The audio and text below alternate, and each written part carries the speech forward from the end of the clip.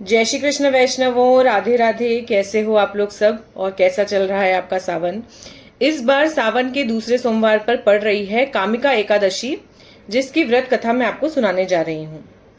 तो कुंती पुत्र धर्मराज युधिष्ठिर कहने लगे कि भगवान, आषाढ़ शुक्ल देवशयनी एकादशी तथा चातुर्मास महात्म मैंने भली प्रकार से सुना।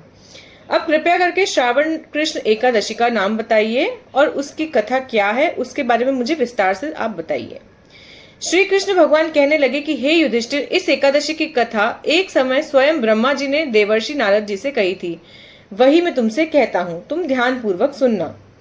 नारद जी ने ब्रह्मा जी से पूछा था कि हे पितामह, श्रावण मास के कृष्ण पक्ष की एकादशी की कथा सुनने की मेरी इच्छा है, उसका क्या नाम है, क्या विधि है, क्या महात्म है, सो मुझे बताइए। नारद जी के ये वचन सुनकर ब्रह्मा जी ने कहा, हे नारद, लोकों के हित के लिए तुमने बहुत सुंदर प्रश्न किया है।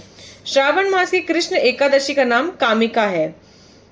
उसके सुनने मात्र से वाजपेयी यज्ञ का फल मिलता है। इस दिन शंख चक्र गदाधारी विष्णु भगवान का पूजन होता है, जिनके नाम श्रीधर, हरि, विष्णु, माधव, मधुसूदन है। उनकी पूजा करने से जो फल मिलता है सो सुनो। जो फल गंगा, काशी, नेमिषारण्य और पुष्कर स्नान से मिलता है, वह विष्णु भगवान के पूजन से मिलता है। जो फल सूर्य व चंद्र ग्रहण पर कुरुक्षेत्र और काशी में स्नान करने से, समुद्र वन सहित पृथ्वी दान करने से, सिंह राशि के बृहस्पति में, गोदावरी और गंडकी नदी में स्नान करने से भी प्राप्त नहीं होता, वह भगवान विष्णु के पूजन से मिल जाता है। जो मनुष्य श्रावण में भगवान का पूजन करते हैं, उनसे देवता, गंधर्व और सूर्य आदि सब पूजित हो जाते हैं। अतः पापों से डरने वाले मनुष्यों को कामिका एकादशी का व्रत और विष्णु भगवान का पूजन अवश्य में करना चाहिए। पाप रूपी कीचड़ में फंसे हुए, संसार रूपी समुद्र में डूबे मनुष्यों के लिए इस एकादशी का व्रत और भगवान विष्णु का पूजन अत्यंत आवश्यक है। इससे बढ़कर पापों के नाशों का कोई उपाय नहीं है।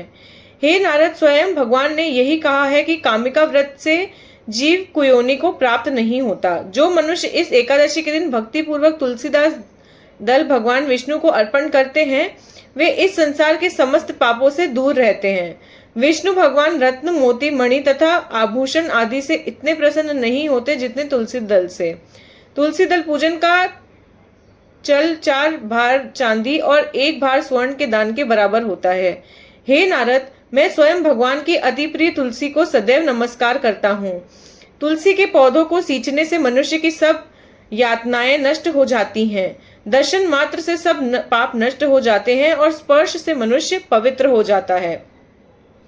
कामिका एकादशी की रात्रि को दीपदान तथा जागरण के फल का महात्म चित्रगुप्त भी नहीं कह सकते। जो इस एकादशी की रात्रि को भगवान के मंदिर में दीपक जलाते हैं, उनके पितर स्वर्ग लोक में अमृत पान करते हैं तथा जो घी या तेल का दीपक जलाते हैं, वे 100 करोड़ दीपकों से प्रकाशित होकर सूर्य लोक को जाते हैं।